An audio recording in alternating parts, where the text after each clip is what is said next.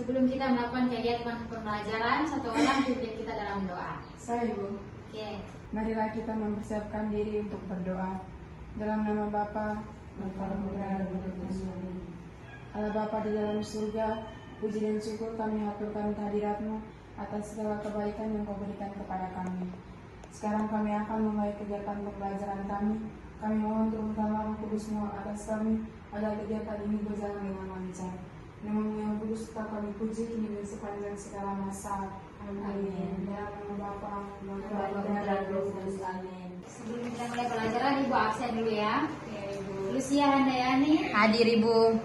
Presia Puta, Hadir Ibu. Maria Stella Maris, Hadir Ibu. ya hadir semuanya. Ya. Baik, hari ini kita akan belajar tema yang baru, yaitu tentang gereja yang apostolik. Ini adalah tema lanjutan dari sifat gereja yang minggu lalu kita sudah bahas. Oke, baik, langsung saja kita masuk ke materinya tentang gereja yang apostolik. Di sini siapa yang sudah pernah dengar tentang gereja yang apostolik? Atau ada yang tahu apa itu gereja yang apostolik? Tidak, Ibu. Tidak Ibu. Oke, jadi kita lihat gereja yang apostolik itu yang pertama didirikan oleh Yesus Kristus. Jadi Tuhan Yesus datang ke dunia untuk mewartakan kerajaan Allah. Kemudian melalui para rasul. Para rasul yang pertama yaitu ke-12 murid Yesus itu dipanggil juga bersama Yesus untuk mewarisi tradisi iman. Kehidupan bersama Tuhan Yesus diwariskan pada gereja. Maka kita lihat apa yang dimaksudkan dengan gereja apostolik. Gereja yang apostolik berarti gereja yang berasal dari para rasul dan tetap berpegang teguh pada kesaksian iman mereka yang mengalami secara dekat peristiwa Yesus. Kesadaran bahwa gereja dibangun atas dasar para rasul dengan Yesus Kristus sebagai batu penjuru sudah ada sejak zaman gereja perdana. Oke, kita melihat hubungan historis antara gereja dan para rasul. Gereja sekarang tidak boleh dilihat sebagai semacam estafet.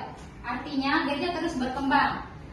Gereja sekarang beda dengan gereja yang zaman dulu gitu. Yang di dalamnya ajaran yang benar bagaikan sebuah tongkat dari rasul. Berarti rasul tertentu diteruskan sampai kepada para uskup yang sekarang. Yang disebut apostolik bukanlah para uskup melainkan gereja. Jadi apostolik itu bukan berarti itu mereka itu para uskup, tetapi itu merupakan gereja. Hubungan historis itu pertama-tama menyangkut seluruh gereja dalam bidang pelayanan yang bersifat apostolik. Jadi apostolik berarti gereja sekarang mengakui diri sama dengan gereja perdana. Jadi yakni gereja itu sama dengan para rasul. Hubungan historis itu jangan dilihat sebagai pergantian orang, melainkan sebagai kelangsungan iman dan pengakuan. Jadi gereja itu dibangun oleh para rasul, tetapi tidak terlepas dari Yesus Kristus sebagai batu penjurunya. Gereja yang apostolik tidak berarti bahwa gereja terpaku pada gereja perdana. Gereja tetap berkembang di bawah bimbingan Roh Kudus dan tetap berpegang pada gereja para rasul sebagai norma imannya. Hidup gereja tidak boleh bersifat rutin tetapi harus dinamis. Seperti yang kita lihat pada slide pertama tadi, gereja itu diwariskan oleh Yesus Kristus kepada para rasul dan tetap berpegang teguh pada Yesus Kristus sebagai batu penjurunya. Lihat ya, karena pasti kalian tidak bakal kita hari ini. Perintah resmi Kristus untuk mewartakan kebenaran yang menyelamatkan itu oleh gereja diterima para rasul dan harus dilaksanakan sampai ke ujung bumi. Jadi gereja terus-menerus mengutus para pewartas sampai gereja-gereja baru terbentuk, sepenuhnya untuk melanjutkan karya perwartaan Injil. Jadi gereja sekarang itu sama dengan gereja para rasul. Bahkan identitas gereja sekarang mempunyai kesatuan dan kesamaan fundamental dengan gereja para rasul. Oke, slide yang berikut. Sebelum itu sampai sini mengerti? Mengerti, Bu. Baik, kita lanjut ya. Jadi Roh Kudus melindungi gereja dari kesalahan dalam otoritas mengajarnya. Jadi Yesus mengutus para rasul dan bersabda.